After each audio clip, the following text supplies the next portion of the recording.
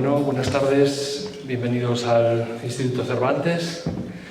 Hoy es un día especial, no ya porque sea 8 de marzo, sino porque además pues desde hace ya bastante tiempo que no podíamos tener una sesión presencial como la que hoy tenemos con tanta gente, precisamente por las limitaciones que habíamos tenido con respecto a la pandemia.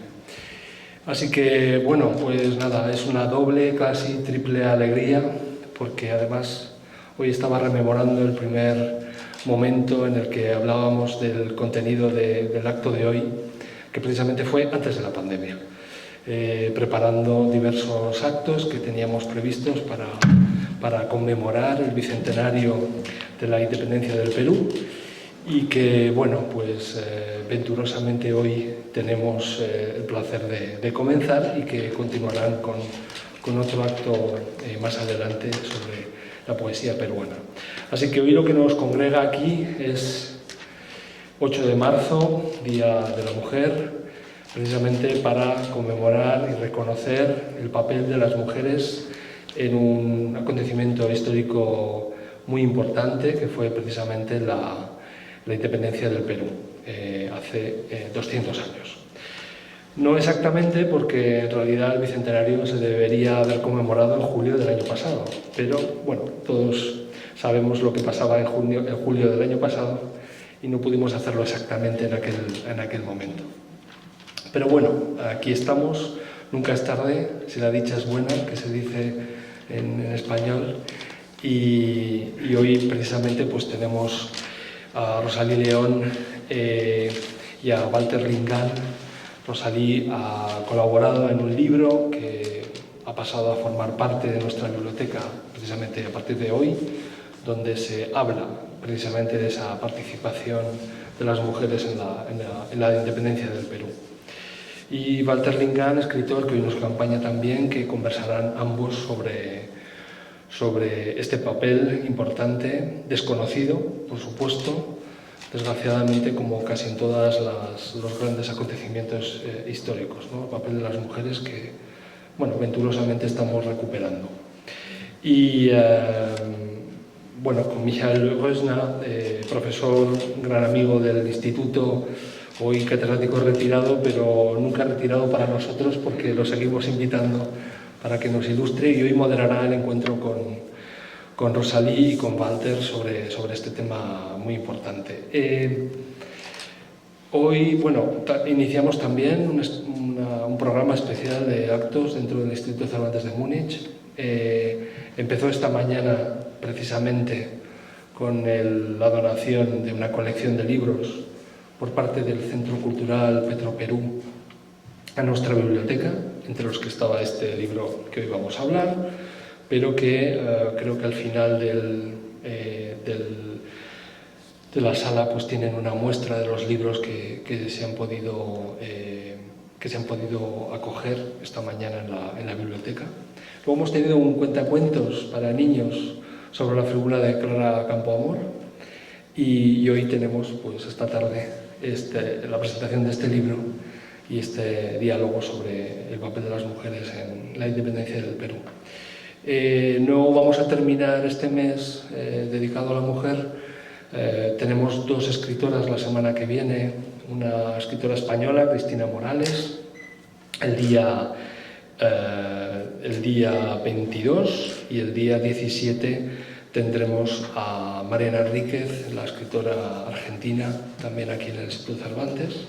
Y el 24 de marzo cerraremos la programación con un concierto que se titula Inéditas y que trata y versa sobre diversas canciones compuestas por compositoras españolas completamente desconocidas, por eso se llama el concierto Inéditas, y que queremos dar a conocer al público muniqués. Así que, sin más dilación, le voy a dar la palabra a don Jorge Díaz, del Centro Cultural del Perú, para que nos diga unas palabras y ya comenzamos. Muchísimas gracias. Señoras y señores, buenas noches. Rimaikuyaiki, Waukikuna, Panicuna. Es un honor para mí representar al Centro Cultural del Perú aquí en Múnich y quisiera comenzar por poner en contexto este evento. Hace más de 500 años la lengua de Cervantes llega a América Latina. Hace 200 años que el Perú se independiza y es el origen de la República actual, la República Peruana. Hoy, en el Día de la Mujer, queremos recuperar del olvido a aquellas valientes mujeres que lucharon por la independencia del Perú a través de la presentación de este libro. Quiero agradecer a las 22 escritoras que investigaron y escribieron estos 21 relatos, escritoras representadas aquí por Rosalí León. Quiero agradecer también al Instituto Cervantes, que siempre nos acoge en esta su casa. Agradezco al Instituto, al Centro Cultural de Petro Perú, que es el editor, en la persona de Aldo Durán y de José Donaire como responsable de la compilación de estos relatos. Agradezco al Kulturreferat de la ciudad de Múnich, que con su subvención ha permitido que podamos organizar este evento. Gracias al profesor Rösner por aceptar la moderación y a Walter Lingam por participar en este debate. Quiero mencionar que los libros que están siendo presentados pueden ser prestados naturalmente en la biblioteca, y al final de este evento estaremos sorteando 5 libros para que ustedes puedan leerlos, y les haremos llegar por mail un enlace para que tengan el libro en lectura en línea. Con esto dejo la palabra al profesor Rösner. Muchas gracias. Bueno, buenas tardes. Me alegro mucho de ver que el público esté compuesto más o menos 50% de mujeres y en su 50% de varones. Así que el Día de la Mujer no es cosa de mujeres, es cosa de nosotros todos.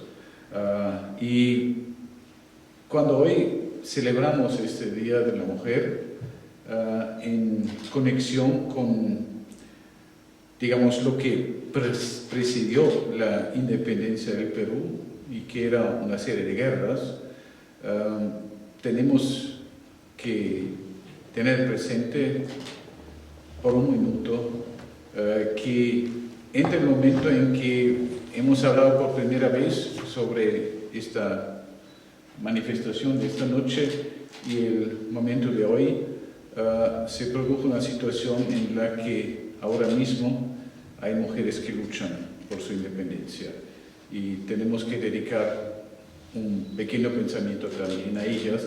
Yo me recuerdo una mujer que acompañó a su madre y preguntaba por qué ella no se marcha. Ella dijo: no tengo que irme yo, tienen que irse ellos, y yo me quedo hasta que se hayan ido. Y es un poco una postura que yo he encontrado también en algunas de las mujeres que se encuentran en este libro. Bueno, 2 temas que en un primer momento parecen no tan cercanos: el papel de la mujer y la gloria de una lucha por la independencia, pero el libro en cierta manera ha revelado que hay una unión muy fuerte en aquellos años, aunque haya que decir que la independencia del Perú es un proceso bastante largo y un proceso oscilante, y la primera cosa que a mí personalmente me sorprendió cuando leí el libro es que se empieza mucho antes del año 1821 y que los primeros ejemplos son mujeres que lucharon, tal vez no tanto por una independencia del Perú como Perú, sino por una independencia de la cultura indígena. Y eso tal vez puede ser una de las de los asuntos, digamos, que tenemos que discutir cuando hablamos del libro. Pero yo quiero empezar con una pregunta muy sencilla y muy técnica. Obviamente ha habido un primer impulso para que 21 personas se dediquen a escribir cuentos sobre eso, y ya que tenemos una de ellas aquí, quisiera preguntar, ¿cómo fue eso? ¿Hubo una convocación a las autoras, quién puede, quién quiere escribir un cuento, o había ya los cuentos y los han puesto en el libro después? ¿Cómo era?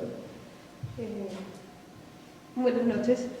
Gracias por estar aquí. Gracias al Instituto Cervantes, en la persona de Felipe, al Centro Cultural del Perú, Jorge y a Pedro Perú por haber hecho posible este libro. Gracias, profesor, por la introducción. La mayoría de los relatos aquí los hicimos precisamente para esta colección. Nos contactó José Donaire, que es el artífice de la colección, y nos dijo, mira, estoy haciendo una colección de cuentos, porque este es el segundo volumen. El primer volumen fueron simplemente relatos de la lucha por la independencia, pero José Donaire se dio cuenta de que aquí faltaban las voces de las mujeres, y entonces decidió dedicar un volumen completo a las mujeres que lucharon sobre la independencia, y entonces hizo por su parte investigación de todos los personajes que ya de por sí fue difícil, porque en general las mujeres no son mencionadas casi nada en los libros de historia de Perú, excepto 3 o 4. Y entonces nos contactó una serie de autoras, mira, tengo estos personajes, ¿te interesa escribir sobre alguno de ellos? Y claro, cada una de nosotros empezamos a mirar, a buscar, y bueno, yo quisiera escribir esta historia, quisiera escribir aquella. Yo elegí a Aventuras Alamaki, que no es exactamente un personaje histórico, es casi una leyenda urbana. Esta señora que era panadera en una casa señorial en 1814, que es la segunda gran revolución por la independencia de Perú de Mateo Pumacahua y los hermanos Hasbulo.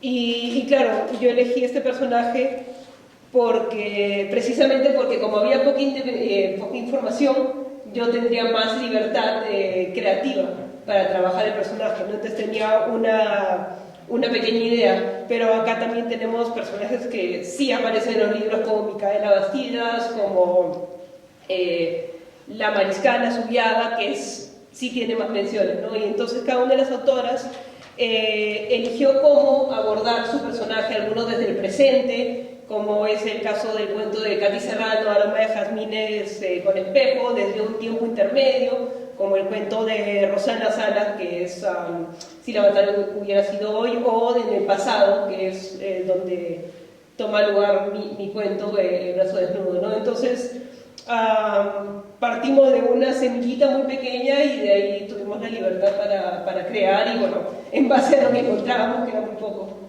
Y no hubo litigios, no hubo, digamos, personajes deseados por más autoras que después tuvieron que luchar para... Sí, bueno, fue una cuestión más de quien lo pide primero se lo queda, ¿no? Perfecto.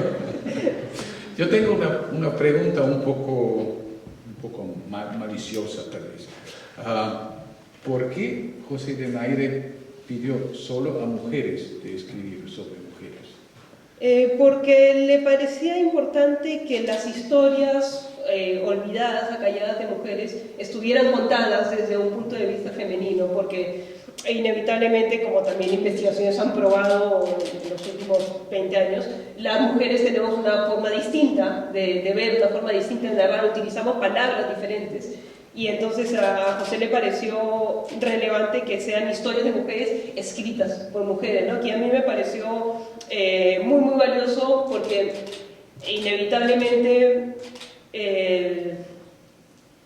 el mundo de la literatura también está muy dominado por hombres, y entonces un tema tan importante como rescatar figuras femeninas de la historia de nuestro país, pues que fuera contada por mujeres era una apuesta valiosa, fue una apuesta. Sí, Sí, porque yo quiero explicar por qué era una pregunta maliciosa, porque se podría también interpretar de tal manera que, bueno, los hombres tienen que escribir sobre cosas más importantes, no sobre historias de mujeres, eso es para mujeres. Y eso era un poco mi impresión. Yo me preguntaba por qué aquí hay solo autoras, mientras que en el otro libro, bueno, hay también, creo, 2 o 3 autoras, pero mucho más hombres, y hay también hombres que escriben sobre mujeres. Y tal vez, yo no sé, tal vez es una buena idea decir, hay que escribir cuentos sobre estas mujeres con una voz femenina, con una visión femenina, pero podría ser también un poco excluyente. Habría sido tal vez interesante escribir un cuento sobre el mismo personaje, escribir un cuento sobre el mismo personaje por un autor varón y por una autora femenina, y ver cómo lo desarrollan, ¿no? No sé, ¿te puedes imaginar reescribir uno de esos cuentos? Mira, sí, o sea, yo creo que todo escritor está en la condición de escribir historias que se le pueden encargar. Incluso yo creo que hay personas, o hay escritores, escritoras, que también escriben sobre personajes masculinos y femeninos respectivamente. Creo que están en una situación, digamos, paritaria. Lo que yo puedo decir, paritaria en el sentido de condiciones, lo que yo podría más o menos acercarme a la respuesta es que José Donaire tiene ya una experiencia, digamos, en hacer estas antologías temáticas. Por ejemplo, ella hizo una antología de los ultraviolentos, donde dio oportunidad a escritores diversos, hombres y mujeres.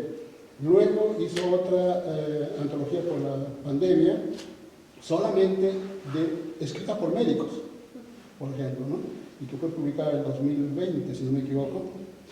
Y creo que esa es la experiencia que ya tiene José Donaire en este tipo de trabajos editoriales.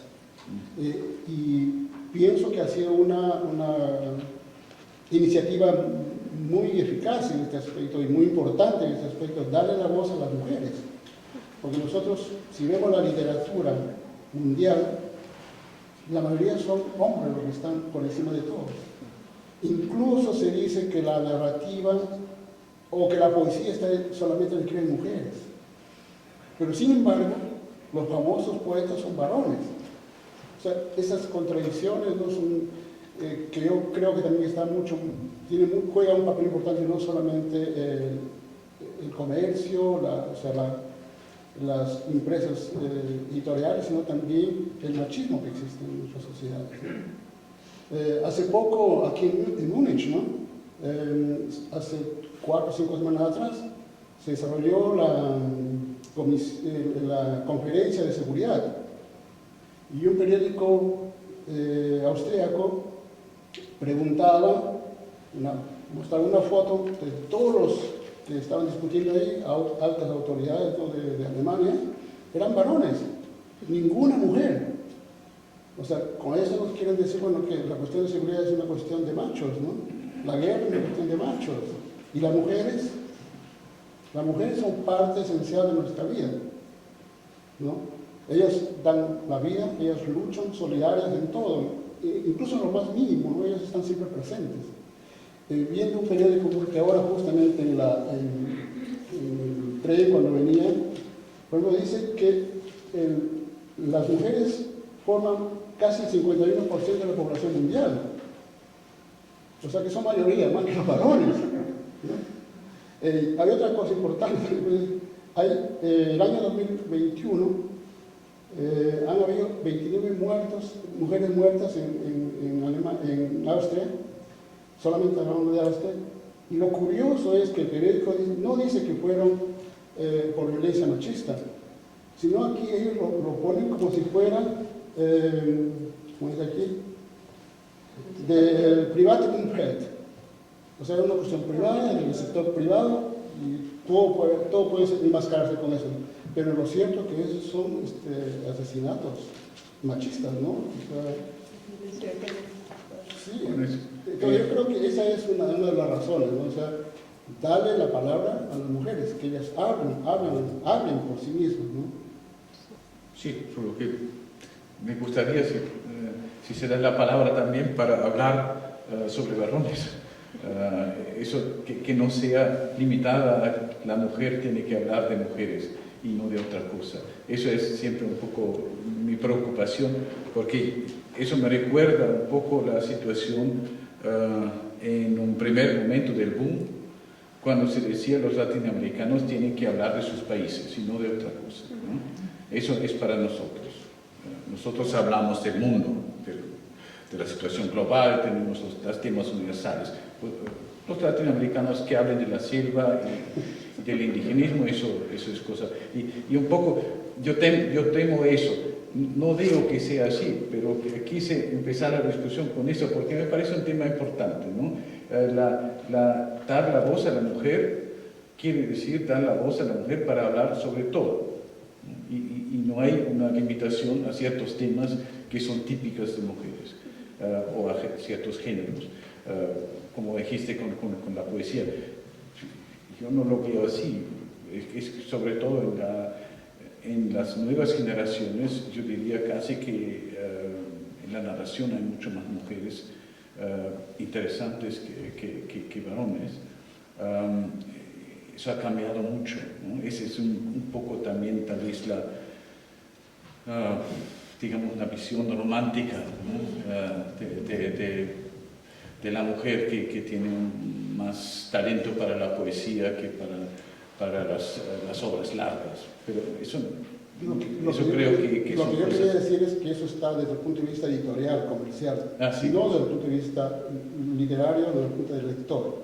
Entonces, porque a mí me preguntas como lector, yo te puedo decir que ahorita la nueva generación de narradoras, mujeres aquí en Europa y en Latinoamérica, están por sobre todo los otros los escritores varones.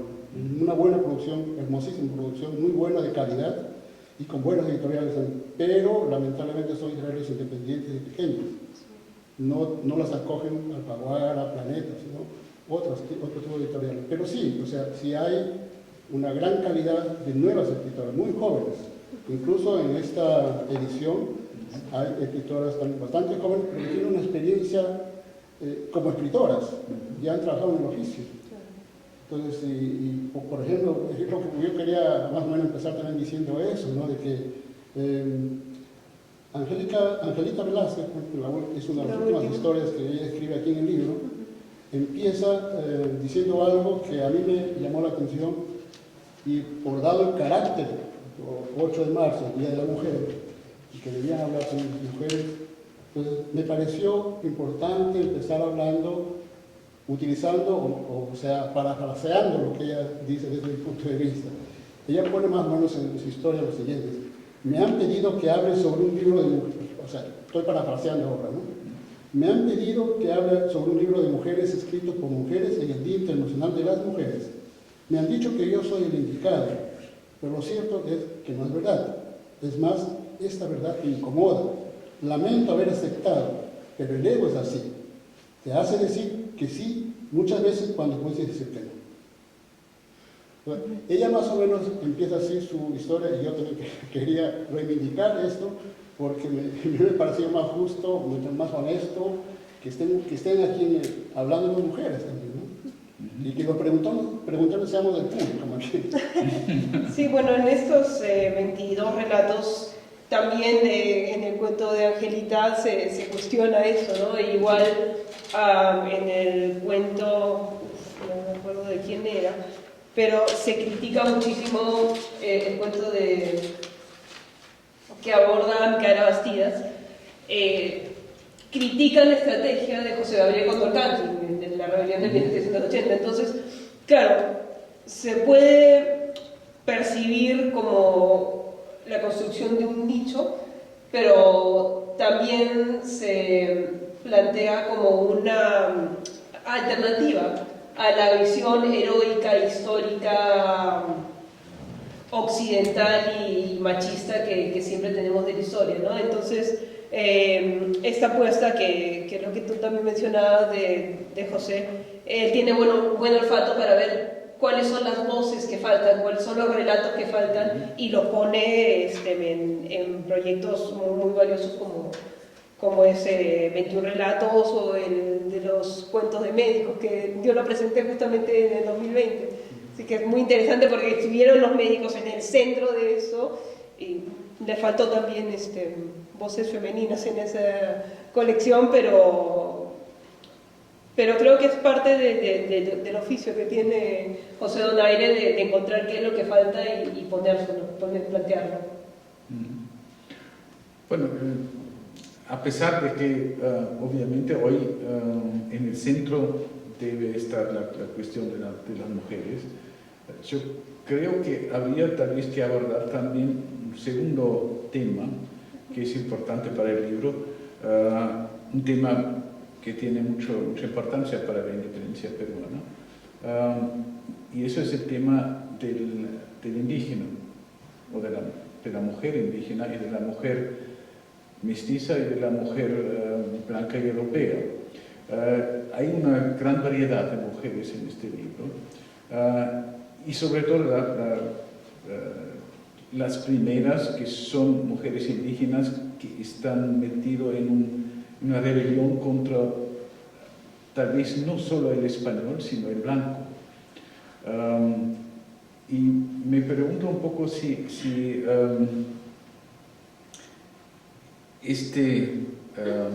digamos, esta discontinuidad no desaparece un poco en el libro. Es decir, que más o menos todos los cuentos son iguales, y tal vez habría... No, yo lo quiero poner de otra manera. ¿Cómo y quién ha seleccionado las mujeres indígenas? Yo no conozco las autoras, tú lo sabrás mejor que yo. Y hay una afinidad especial, es decir, son personas que tienen más relación con el mundo indígena. Bueno, en primer lugar, tampoco teníamos mucho de dónde elegir. Entonces, claro, el menú era limitado. Y creo que en Perú, en los últimos, el último lustro, quizá década, ha empezado una corriente de recuperación del pasado indígena. Entonces, hay una corriente de intelectuales que estamos abogando porque también se enseñan las lenguas originarias en las escuelas de Perú, como ya se hace en Bolivia, por ejemplo, ¿no? Entonces, y también sucede que, además de ser mujeres que ya han sido acalladas, ya han sido relegadas, a las mujeres indígenas y de las minorías han sido incluso más invisibles. Y entonces, claro, sabiendo que ahorita estamos reivindicando figuras femeninas, que tenemos la oportunidad de sacar adelante este tipo de historias, pues creo que también teníamos una conciencia de elegir primero a aquellas más acalladas en el tiempo, en la historia, ¿no? Entonces, y a mí me parece súper importante porque nos ayuda a superar no quiero llamarle complejo, pero siempre hemos estado un poco en conflicto con el pasado indígena y mestizo. Hay que pensar que aquí estamos leyendo acontecimientos históricos que yo pensaba entonces, bueno, y son 65 años después que Clorinda Mato de Ferner escribe Aves sin nido. Y es más de un siglo después que empieza el indigenismo. Así que casi uno tiene que leyendo esos cuentos que coinciden casi todas en una imagen positiva de la mujer que lucha por la independencia peruana y que hay esta independencia peruana deseada por todas y todos.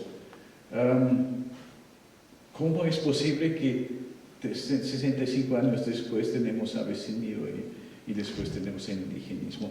Me parece que aquí habría casi que explicar que hay una escisión entre la primera parte, las mujeres indígenas que luchan con Tupac Amaru y otros, y la segunda donde tenemos las limeñas que ayudan a los revolucionarios, a los independistas. Pero leyéndolos así, casi parece como si eso fuera un movimiento unitario de todos. Y me pregunto un poco, y eso es una pregunta obviamente que va mucho más allá de las mujeres, ¿en qué manera se puede hablar de un movimiento unitario de independencia en el Perú hace 200 años? Sí que es, ahora me estoy atreviendo. Yo creo de que tendríamos que pensar de que todo proceso social, político, revolucionario contiene muchas aristas, hay muchas confluencias también de eso, ¿no?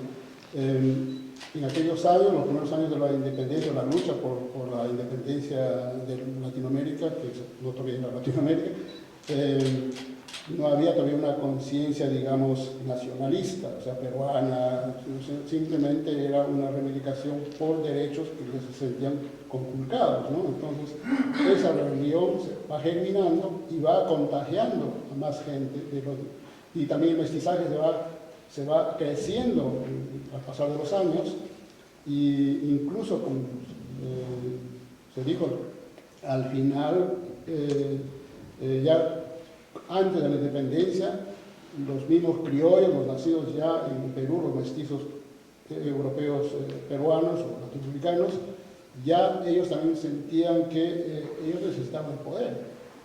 ¿Ellos? Necesitaban el poder. Sí. Entonces se sienten comprometidos en la lucha que ya se había empezado años antes, ¿no?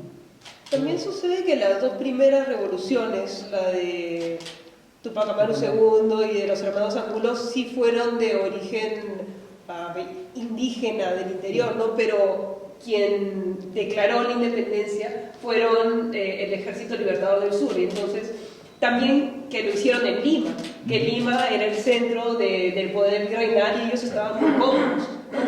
Tampoco sufrían tanto la independencia, ¿no? Entonces cada día hay lo que mencionabas, hay como una ruptura entre los primeros movimientos y lo que realmente selló la independencia. Claro.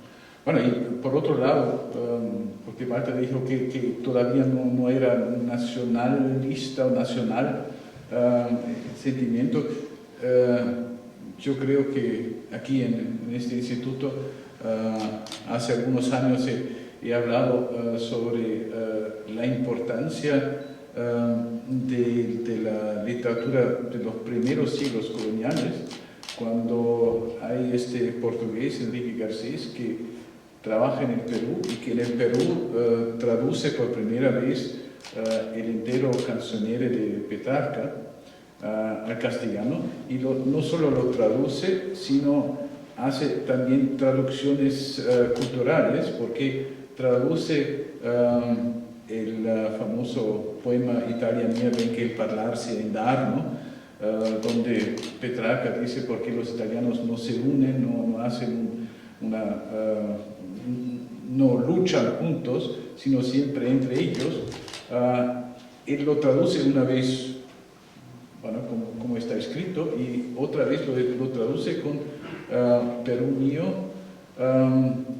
aunque el hablar sea en vano, y habla de los problemas del Perú, pero habla de los problemas del Perú en el siglo XVI, cuando un país llamado Perú no existe. Así que, por el otro lado, podremos decir que sí hay una conciencia peruana desde el primer momento de la colonia, pero es una conciencia que viene de gente que ha llegado del exterior y que admira este lugar.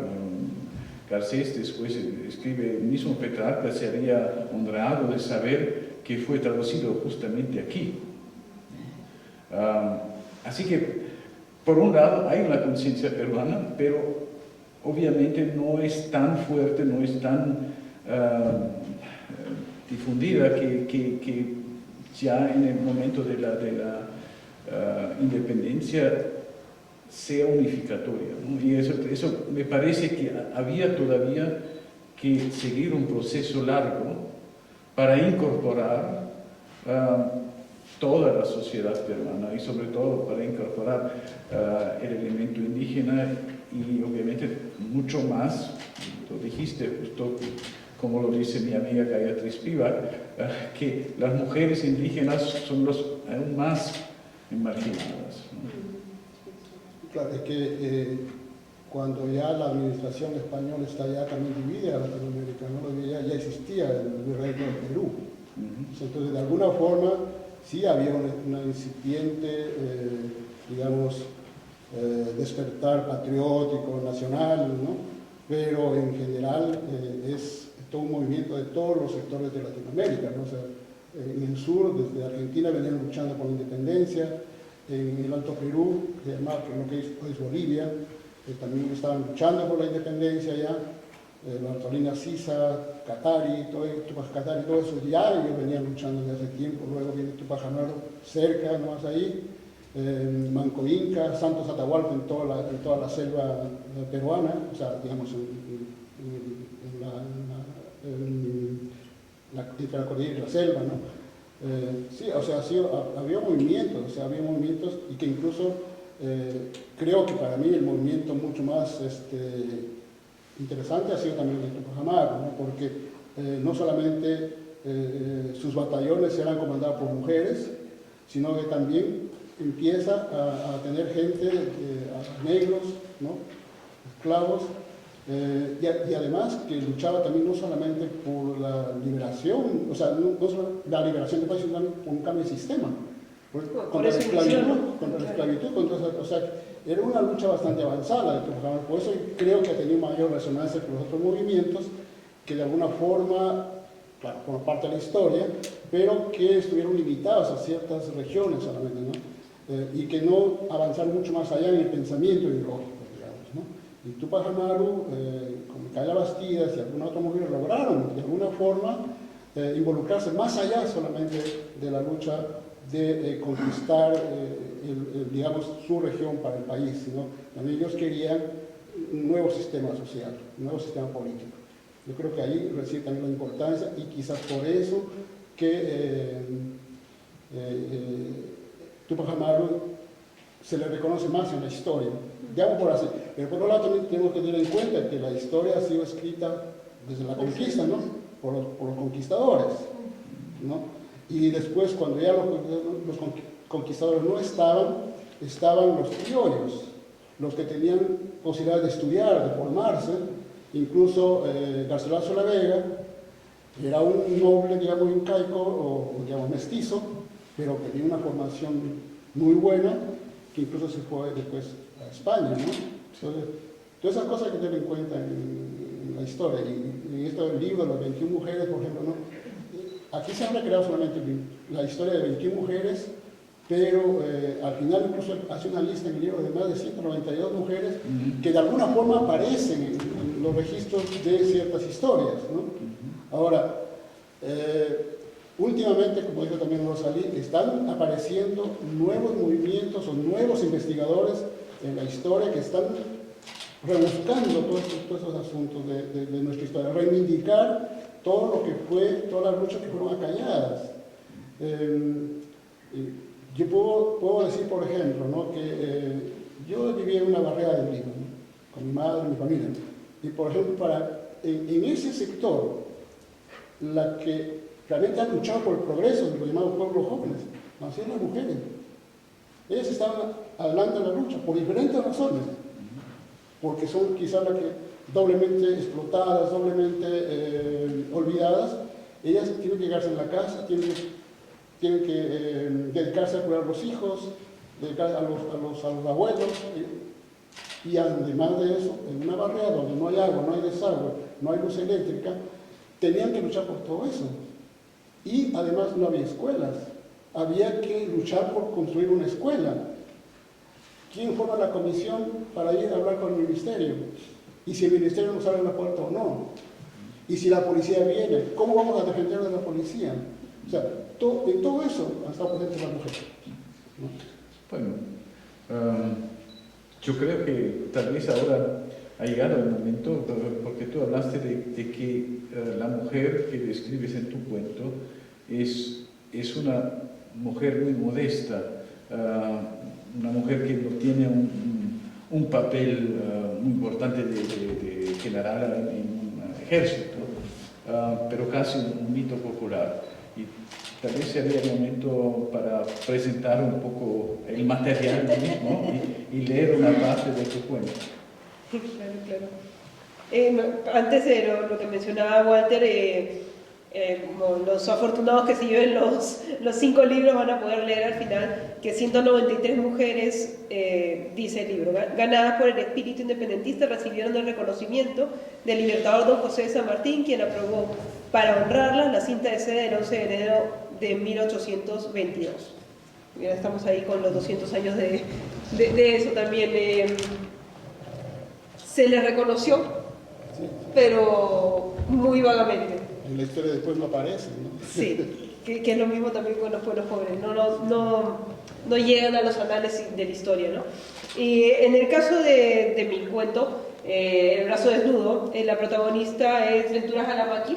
Ella, como les contaba, panadera en una casa señorial, entonces a ella un poco que le da igual lo que está pasando, pero en el cuento, claro, esto sucede en Huamanga, la actual Ayacucho, y estamos en medio de la rebelión de los hermanos Angulo, donde el ejército realista había ya levado a todos los hombres hábiles para defenderse de esta columna patriota que venía a tomar la ciudad, que fue bastante exitosa, ¿no? Casi llegan a Lima. Y como iban perdiendo terreno, el capitán de la Moya, que estaba a cargo de Huamanga en su momento, decidió elevar al resto de los hombres para defenderse, ¿no? Y entre ellos se encontraba el hijo de este protagonista. Todo lo que les estoy contando es un poco lo que he podido recopilar de artículos. Hubo un libro de un periodista estadounidense que logré rastrear, fue un trabajo bastante de sabueso, tirar de un hilito, a ver, de una línea en un artículo, de un párrafo en otro. Y la historia básica es esta, ¿no? Ventura Jalamaki, el brazo desnudo, Jalamaki quiere decir brazo desnudo, levan a la persona más importante para ella, que en su momento es su hijo, porque ella es viuda. Y entonces, pero no hay quien defienda, porque ya no está ningún hombre, y entonces cuenta la leyenda urbana que Ventura, estamos además en el tiempo de la Constitución Liberal, donde se suponía, que duró creo que 3 años, una cosa así, se suponía que hombres y mujeres eran iguales en el virreinato como en la península, pero ella misma veía que no se cumplía. Y entonces cuenta la leyenda que Ventura fue al mercado a convencer a sus compañeras de que tenían que ellas ir a rescatar a sus hombres, ¿no? Y logra esto con un discurso muy adelantado a su tiempo en torno a la igualdad, a los derechos. Y lo bonito de esta historia es que a mí también me llamó la atención por eso, porque yo estudié un máster en Derechos Humanos y entonces es algo que está muy, muy dentro de mí. Que estamos hablando de 1814, pero también podríamos estar hablando de 2022. Y entonces eso me llamó muchísimo la atención y resulta que al final Ventura convenció a sus compañeras.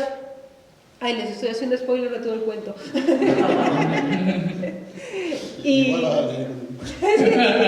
Igual léanlo, por favor.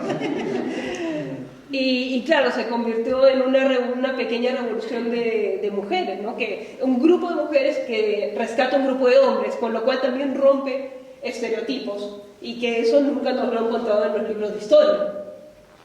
Y entonces por eso a mí me llamó mucho la atención el relato de Ventura Jalamaki, y por eso decidí hacerlo realidad en este cuento. Bueno, yo me pregunto un poco con los cuentos históricos. Hemos tenido en en la literatura latinoamericana, yo diría una ola de narrativa histórica, por lo menos desde los, desde Alejandro Carpentier, desde los años 1960-70, pero incluso más importante alrededor del quinto centenario, ¿no? Eso era el momento en que había montones de libros sobre la colonia, sobre Colón, sobre la conquista, etc. Y había una cierta tendencia, digamos, ya que era todavía parte del boom, de mezclar esto primero con lo que se ha llamado realismo mágico. Yo no me gustaría casi tocar esta palabra, pero después también con, yo diría, un elemento de destrucción, de desconstrucción de la historia. Un colega de Leipzig ha hablado de la novela histórica transversal, como por ejemplo Los perros del paraíso de Abel Posse, donde Colón con la Santa María encuentra ¿cómo se llama? La nave que se hundió, la gran nave inglesa que en su primer viaje a América se hundió después de chocar con un iceberg. ¿El Titanic? Titanic. Se encuentra con la Titanic, se encuentra con la Mayflower, se encuentra... Es decir, que está mezclando todo, las varias épocas aparecen en un puzzle caótico. Y aquí tenemos ahora la necesidad de redescubrir personajes históricos que no se conocen. Entonces me pregunto, ¿eso fue un problema para vosotros de escribir un texto literario histórico después de toda esta desconstrucción en la novela histórica, sobre un personaje que no se puede desconstruir porque todavía no está construido, porque no se conoce, ¿no? ¿Era un problema? Era un problema encontrar la información, sí. Eso fue algo transversal que me encontré con todas las autoras con las que me comuniqué.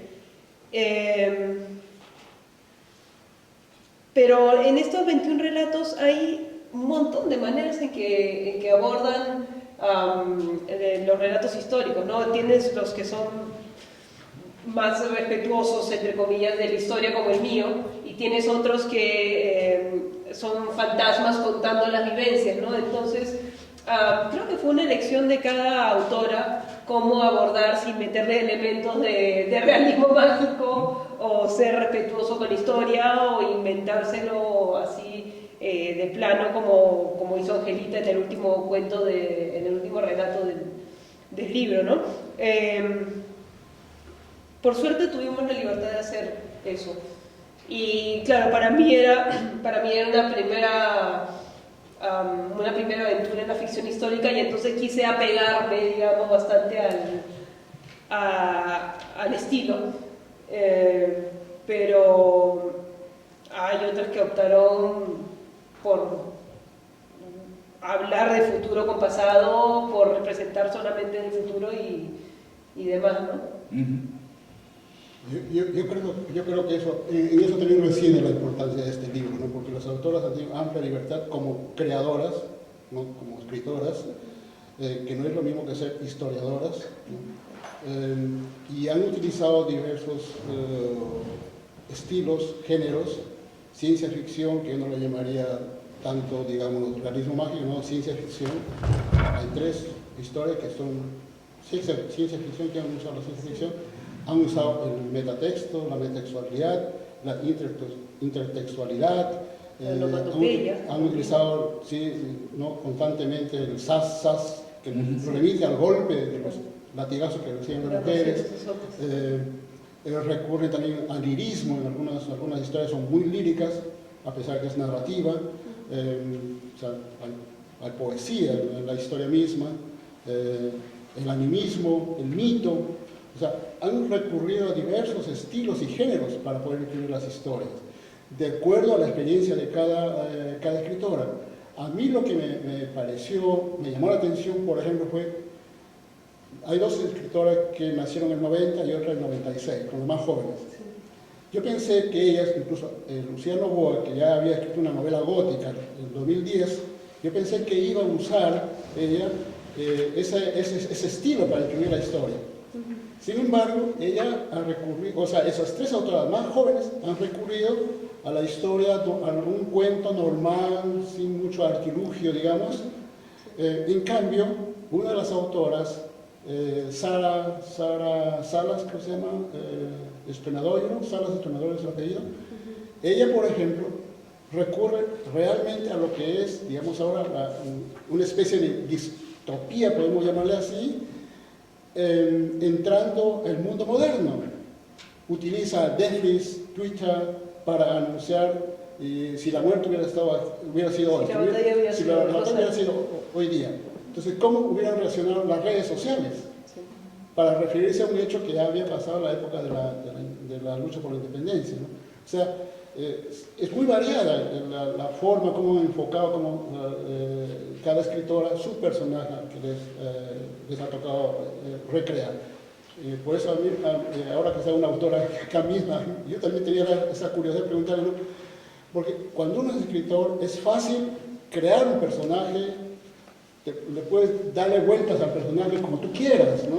Pelearte con el personaje, luchar con tu personaje, pero ajustarte a un personaje determinado, o sea, psicológicamente entrar con ese personaje, conversar con ese personaje, escribir sobre ese personaje. ¿Cómo ha sido tu lucha porque, digamos, tienes un molde, tienes un personaje ya creado, que existió, que vivió. Si bien es cierto, no existía mucha información, pero sin embargo, hay un punto mínimo en el cual tú, a partir de eso, tienes que escribir la historia. O sea, entonces, a mí, yo siempre, mientras ya leía esa historia, yo me ponía a pensar, bueno, ¿cómo hicieron para, entrar en el cuerpo de ese personaje? ¿Cómo fue tu caso, por ejemplo, no? En mi caso, yo tenía la suerte de que tenía básicamente una característica del personaje, ¿no? Que era este momento en el mercado de persona aguerrida que levanta a sus congéneres, ¿no? Y creo que es algo que hicieron también varias de las autoras, ¿no? Que se aferraron a una característica, la característica histórica es...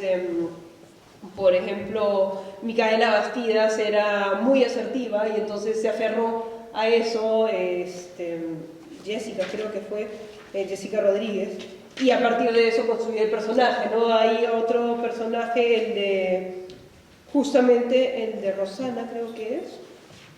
Sí, la batalla, no, es el de... el de Betsabe Woman, 200 azotes, también que construye el personaje a partir de la conexión que este personaje tenía con la tierra. Entonces, que era es medio espiritual, ¿no? Y a partir de eso construyó todo el diálogo del texto. Entonces, para muchos de nosotros fue una oportunidad de experimentar. Pero creo que pese a la dificultad de la falta de archivos históricos de estos personajes, pues esto nos permitió aferrarnos a un par de características y a los hechos históricos y hacerlo encajar de esa manera. Bueno, eso me parece muy convincente que hay algo como una escena clave que te permite fijar el personaje, y eso también me parece necesario porque son cuentos, ¿no? Son cuentos históricos, no son novelas. Pero en tu caso, lo que me pareció interesante es que hay algo que pasa antes de la escena en el mercado, y es la rebelión de dignidad de esa mujer contra el tratamiento de los hombres, que son huéspedes de su padrón, ¿no? Y ella no queda muda, ¿no? Dice, pero no me pueden tratar así, ¿no? Y eso es para mí un primer momento importante para entender después esta rebelión en el mercado. Ella se siente ofendida y puede reaccionar, aunque siendo mujer y aunque siendo mujer en una posición servil. Sí. Y eso le permite después ser activa en esta escena en el mercado. Así que tu cuento, aunque tal vez también porque es un poco más largo que los otros, tu cuento tiene algo como un primer motivo que permite al lector de entender después la escena clave. Claro. Y en otros casos, que también cuentos más breves, se reduce a esta escena clave, pero claro, si yo quiero diseñar, diría, un personaje desconocido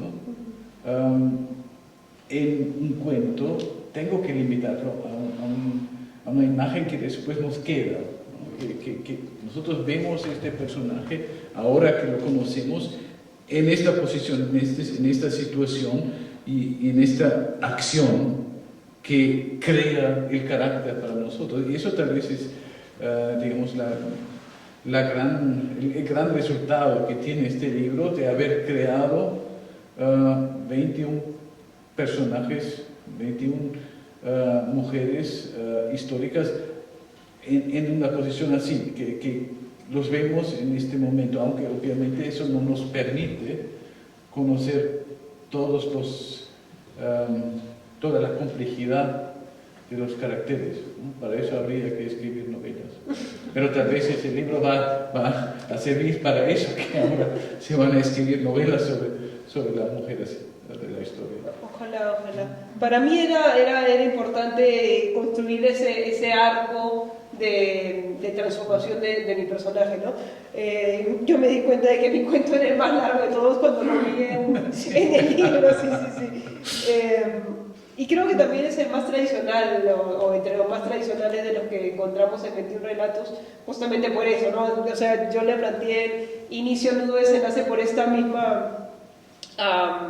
que inevitablemente, como yo no soy historiadora, nunca había escrito ficción histórica, y entonces me aferré a una estructura, ¿no? Y era importante para mí que esto estuviera muy claro y que el lector o la lectora se pudiera sumergir completamente y estar en el equipo de aventura cuando llegara el momento clímax del cuento, ¿sí? A mí me parece que eso es lo importante en este libro, ¿no? Porque una cosa es la historia, acumulación de datos, de hechos, ¿no? De personajes, muy fríamente, que nosotros en los colegios lo aprendemos de memoria prácticamente y después de terminar el colegio lo olvidamos. Sin embargo, la literatura tiene otra función. Va a contribuir a que nosotros los seres humanos seamos diferentes, reflexivos, críticos, porque el creador, el literario, no está ajustado a un régimen que solamente tiene que contar la historia como fue, aunque también esa historia ha sido muchas veces distorsionada por quien lo escribió, pero la literatura es diferente. O sea, la literatura no hay, digamos, un corset que te obliga a ser así, sino puedes utilizar, como hemos visto en otras autoras, que han utilizado diversos géneros para construir sus personajes. Y eso, para mí, creo que es importante leer este libro.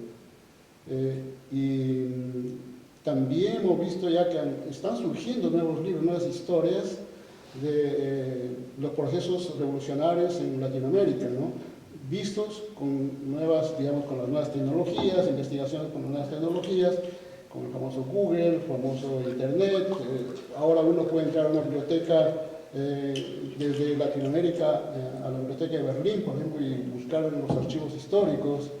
Incluso lo que hace el Instituto Cervantes en toda Europa es una cuestión loable, porque no solamente estamos difundiendo el idioma, sino también estamos difundiendo cultura, ¿no? Historia, literatura.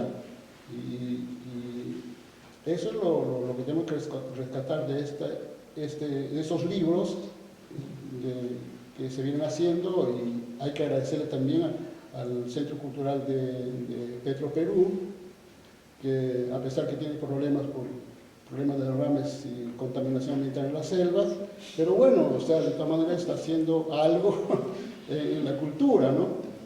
Entonces, sí, yo creo que ahí reside la importancia de este tipo de antologías y rescate de personajes de nuestra historia. Bueno, yo creo que ha llegado el momento para abrir un poco. Nosotros aquí somos 2 hombres y una mujer. Espero que en el público habrá más preguntas también de mujeres. Ahora abrimos para vuestras preguntas, vuestros comentarios. ¿Quién quiere decir, preguntar, comentar? A la gente que está aquí, y no quiere excluir los hombres, por favor. Hay una valiente. ¿Qué tal? Hola. Rosalía, una pregunta a ti, tal vez un poquito personal. Yo conozco muchas chicas y tengo muchas amigas, pero siempre me pregunté cómo una decide intervenir en el mundo literario en un país como Perú, cuando por supuesto está dominado por hombres. A mí personalmente desde chiquita me gustó mucho la literatura, mi cuarto está lleno de libros, pero siempre me quedé en el Hintergrund, en la parte de atrás, solo de lectora, aunque escribir también me gustó mucho, pero nunca lo vi como algo realmente viable. O sea, ¿qué fue lo que a ti te dijo, sí, bueno, puedo? Yo sabía que quería contar historias, pero veía inviable estudiar literatura, especialmente en Perú. Y entonces yo dije, bueno, ¿qué es lo más cercano a escribir para vivir? Y estudié comunicaciones. Estudié comunicaciones para hacer guiones de cine. Terminé haciendo periodismo. Pero igual la vocación siempre me jaló. De periodismo ejercí creo que 2 años. Y de ahí me decanté plenamente por la literatura y por la educación, que es en lo que terminé haciendo también en mi doctorado. Yo junté educación y literatura infantil, ¿no? Analicé la representación de género en libros infantiles. Y entonces, en verdad no fue mucha elección ya de grande, porque de chica no me hubiera atrevido bajo ningún concepto. Y claro, ahora ya tengo 37 años y veo que sí hay un camino bastante difícil, bastante cuesta arriba, pero si tienes esta vocación tan fuerte, no puedes hacer otra cosa. No. Gracias. ¿Cómo fue el proceso de construcción de tu personaje? ¿Tuviste que viajar a Ayacucho, a conversar con la gente? ¿Te ubicaste en el lugar natural donde vivió esta mujer? Y la segunda pregunta era, ¿qué es lo que más te gustó de tu personaje, ¿no? Y después tengo otra pregunta para Walter. Tú, por lo que he entendido, vives en Europa, en Austria, o no. Y mi pregunta es, ¿cómo es escribir en un proceso de diáspora? O sea, ¿cómo escribes tú del exterior, y de repente si escribes sobre Perú o escribes sobre tus experiencias en la diáspora? Gracias. Yo escribí este cuento durante la pandemia, así que no tuve la posibilidad de ir a Perú. Lo único que yo tenía de este personaje era la imagen de en la plaza del mercado de Ayacucho, que era Huamán en ese entonces, hay un busto de Ventura Halamaki, y no hay mucho más. Entonces yo me planteé este busto, encontré un artículo que hablaba justamente de las mujeres y le dedicaba un párrafo a Ventura, hablando de este momento clave sobre el cual yo construyo la historia, ¿no? Entonces, para mí fue básicamente este busto, que 200 años después todavía sigue ahí, y la historia de Ventura haciendo un discurso por la igualdad, por empoderar a sus compañeras sabiendo que estaba luchando a contracorriente, ¿no? Y a partir de estas dos cuestiones, sabiendo que 200 años después todavía se mantiene esta leyenda urbana, y partiendo de esto que me apasiona tanto, que son la igualdad, los derechos de las personas, a partir de eso empecé a construir todo el ecosistema. Pero claro, estamos hablando de un cuento histórico, entonces necesitaba, por ejemplo, el plano de Huamanga en 1814 para saber más o menos cómo sería el recorrido desde el mercado hasta el cuartel donde se supone que estaban levados los hombres. Conseguí mapas en la Biblioteca Nacional de Perú, tiene un sistema maravilloso de que tú les pides, necesito esto, te lo escanean y te lo mandan. De ahí encontré el libro de este periodista estadounidense, Bustamante, donde rescataba como fragmentos de su discurso que han pasado de generación en generación, básicamente. Y claro, también ya tenía el personaje, ya tenía el área, digamos, de Huamanga, pero si estamos hablando de 1814 no pueden hablar los personajes como hablamos en el 2020, el 2022, ya en 2020 escribí el cuento. Entonces empecé a buscar artículos que se escribían en ese tiempo, porque además una mujer no habla igual que un hombre, una mujer indígena no habla igual que un señor criollo de un patrón. Entonces tenía que construir los diferentes registros lingüísticos de los personajes que iban a interceptar. Si estamos hablando además de la rebelión de los hermanos Angulo y de Pumacahua, tenemos un elemento muy poderoso del quechua. Entonces, inevitablemente la forma de comunicarse tendría que haber estado atravesada por el quechua. Y entonces era buscar artículos del tiempo, recurrir a diccionarios para palabras que se pudieran entender en el contexto del cuento, porque claro, no quería ponerle un glosario, sí.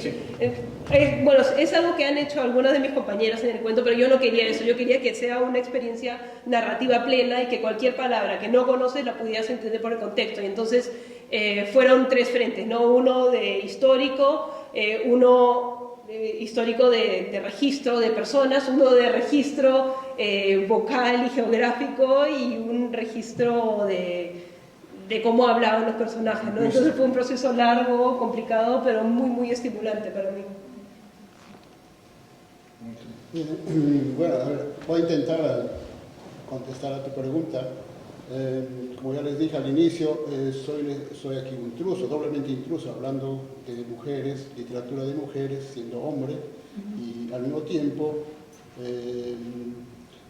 soy escritor, no soy escritor, sino más bien soy más un lector. Y en la literatura soy una especie de ratero, o sea, trabajo por ratos, no pienso mal. Entonces, para mí hubiera sido, no encuentro la diferencia de escribir aquí o en cualquier otro lugar. He vivido 39 años en Alemania y ahora estoy viviendo en Austria desde hace un año, un poquito más de un año ya.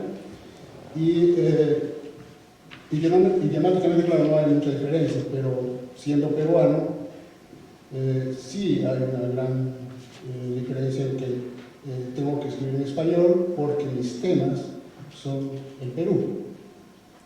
Y en algunos libros combino ambas cosas, el Perú y Alemania o Europa en general, ¿no? O sea, depende de la atmósfera, depende de la historia que estoy escribiendo para conseguir el registro que sea necesario. Hay libros que son exclusivamente del Perú, hay libros que son una mezcla de ambos.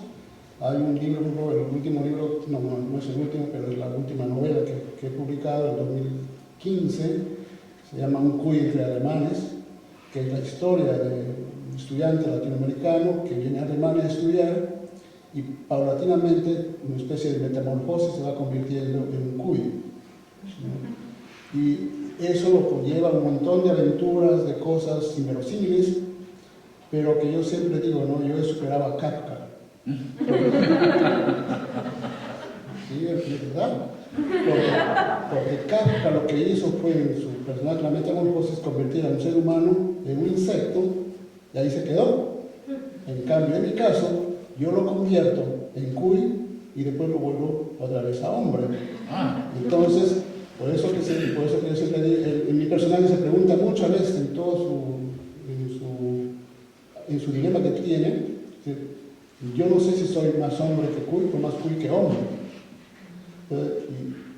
Y en los cuentos, por ejemplo, yo utilizo también diferentes temáticas, el mundo europeo y el mundo peruano.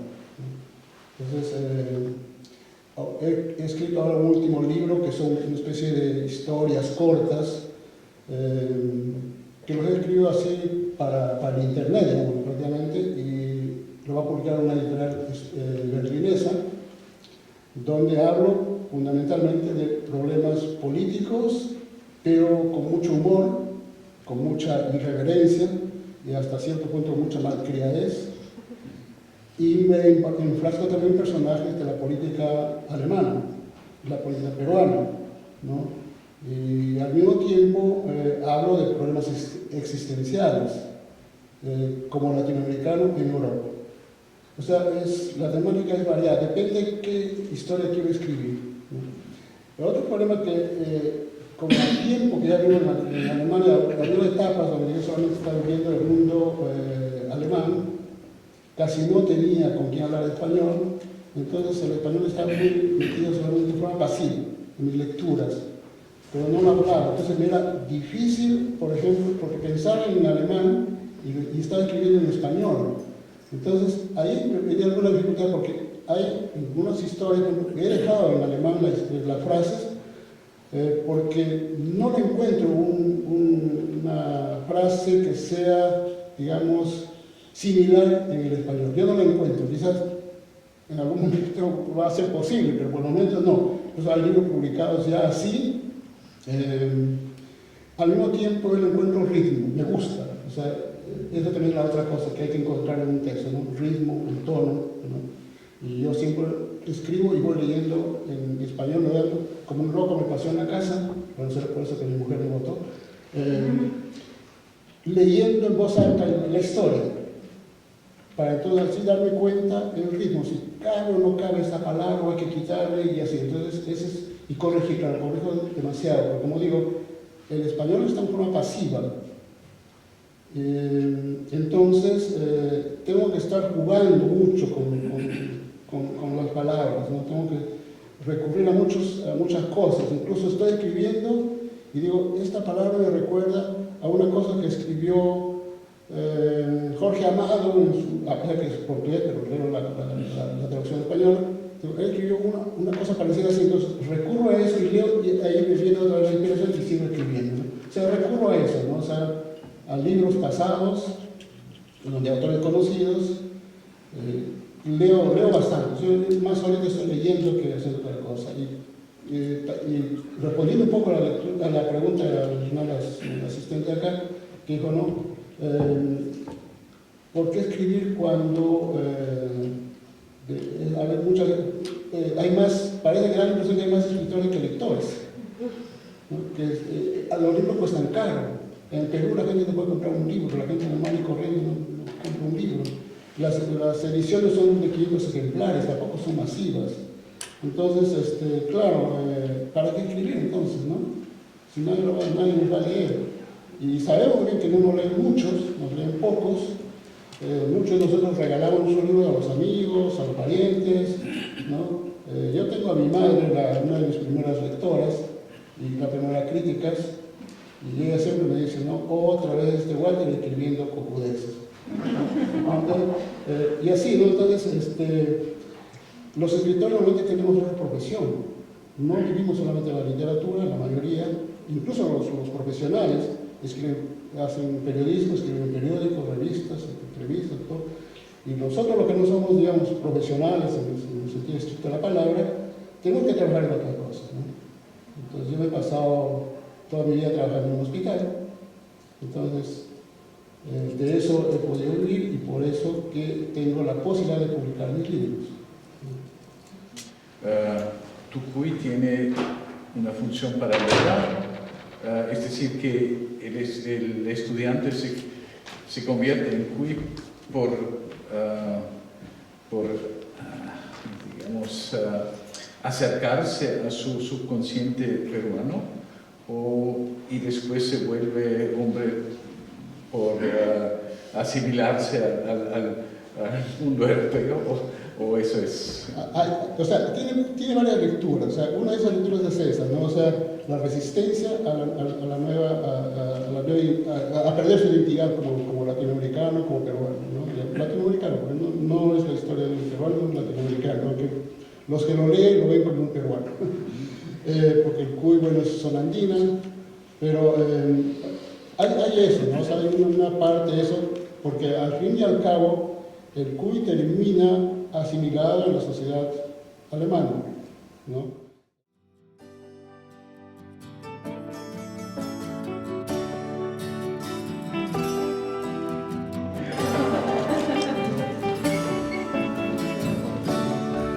A ver, el asiento número 23, por favor.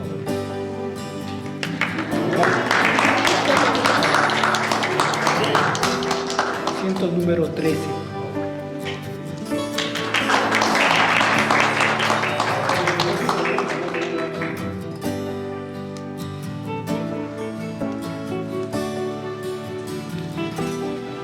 El asiento número 27, por favor.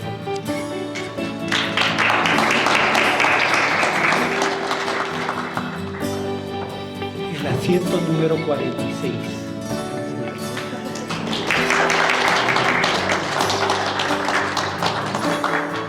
Y finalmente, el asiento número 22.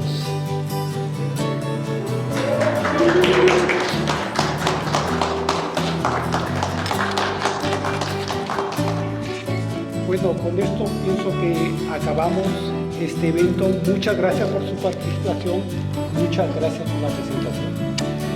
Buenas noches.